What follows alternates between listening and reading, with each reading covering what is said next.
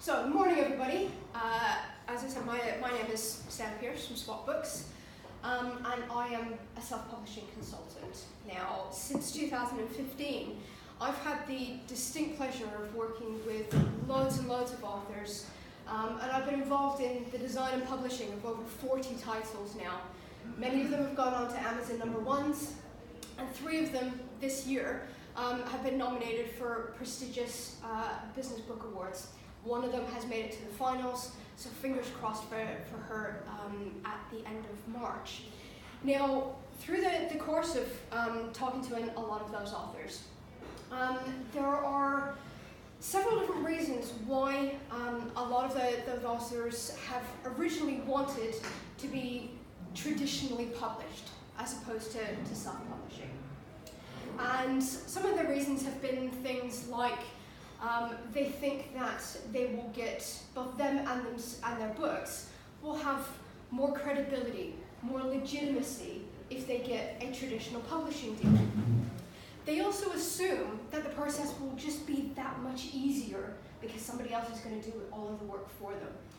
And of course, the enticement of a nice fat advance check is always quite a good draw.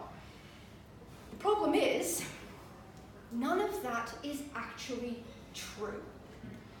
For first-time authors, traditional publishing is really not the best way to go about getting your book out there in such a way that is going to give you the most benefit. And there are 6 reasons why. First reason, reduced royalties. This is really, really simple. It's economics 101. As soon as you get another party involved, that party is going to want their cut. Now, what most people don't realize is just how much of a cut publishing companies take. For your average traditionally published author, they can expect to get maybe 7 to 10% of their cover price as a royalty. I have seen contracts as low as 5%.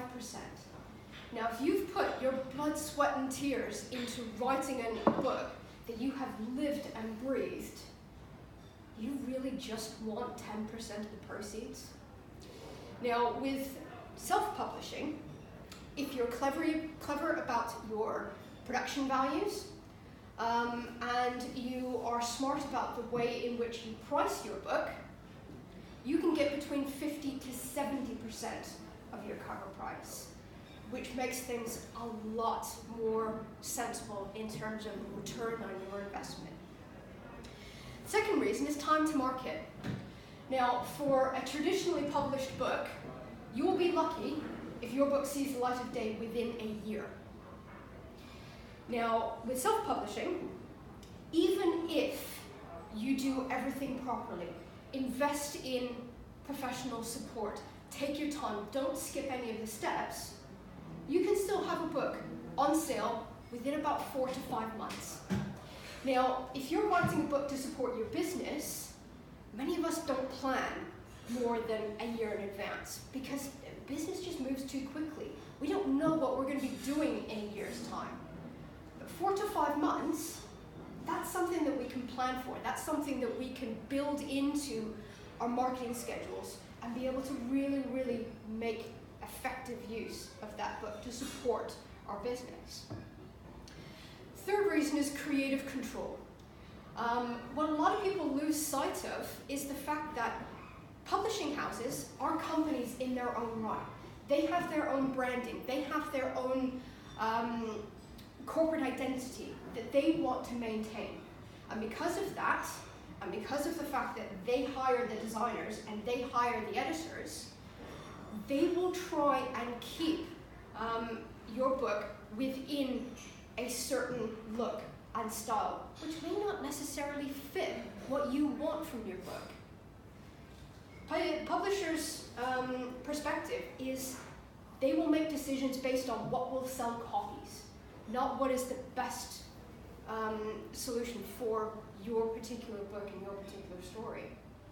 And this really has an impact on the editing, in that I've spoken to traditionally published authors who, when they submitted their manuscript for editing and it came back, it was like it came back as a completely different story that it wasn't what they intended to say, that they had lost their voice.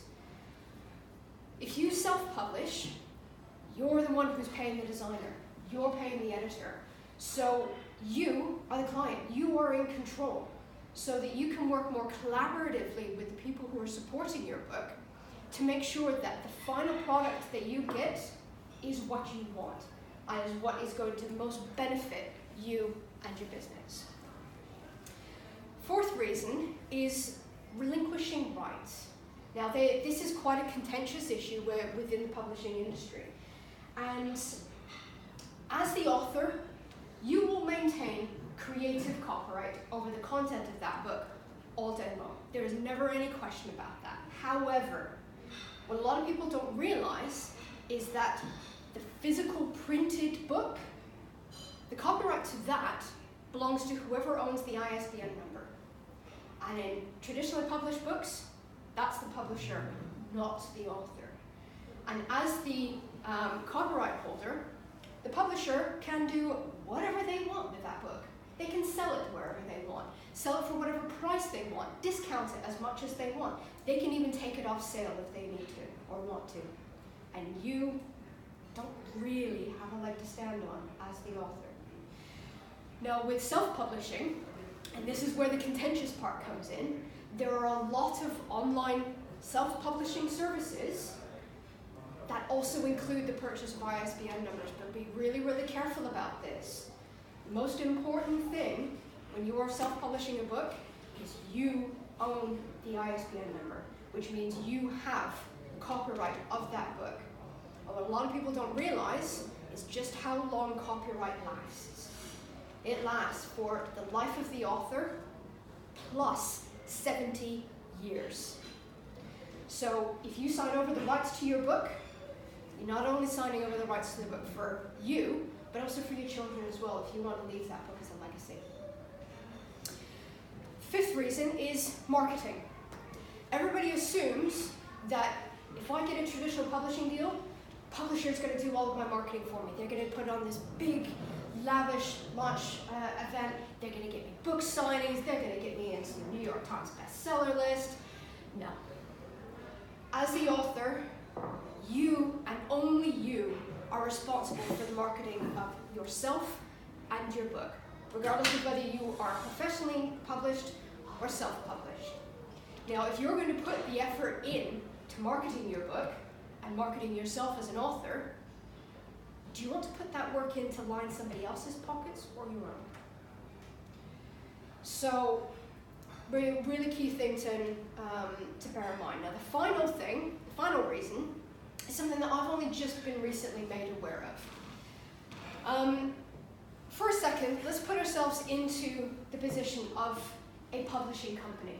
You have an author come to you, you've never heard of them before, you don't really know a lot about the market that they're in. For you to spend a couple of £1,000 in publishing their book, it's a bit of a risk because it's an unknown quantity. To mitigate that risk, what a lot of publishers are starting to do is insert minimum sales clauses into the small print of their contracts. Now, what this means is that by signing that contract, you are promising to sell a certain number of copies of your book. If you don't, you're the one who has to pay for those copies that you didn't sell. Quite a scary proposition. And obviously, with self-publishing, you don't have to worry about that. Now, when I explain all of those things to authors, there are still some authors who think, you know what, I appreciate all of that, I understand all of that, however, I still want the credibility and the legitimacy that's going to come from a traditional publishing deal. That's fine. My advice, self-publish first. Get your book on the market. Get some sales history behind you. Get some marketing. Grow a fan base. So that way, when you either A, approach a publisher, or B, and even better, a publisher approaches you, you are in a much better position to negotiate all of those things, all of those negatives that can come with a traditional publishing deal, you can negotiate those terms more in your favor than in theirs, because you're coming to the table with something that they want. You already have proven sales. You already have a loyal fan base. You already have a marketing engine behind you that's working. It puts you in a much, much stronger position so that the deal that you get is going to benefit you as an author, as opposed to holding you ransom. And there's one final note that I want to make about the concept of legitimacy and credibility around traditional publishing deals. And for a second, I want you to think about your favorite book. It can be a novel, it can be the business book that helped you the most in your business. Now, more than likely, every single one of you knows off the top of your head who the author is. How many of you know who the publisher is? And just think about that for a minute. The name of the publisher on the copyright page doesn't mean what it used to.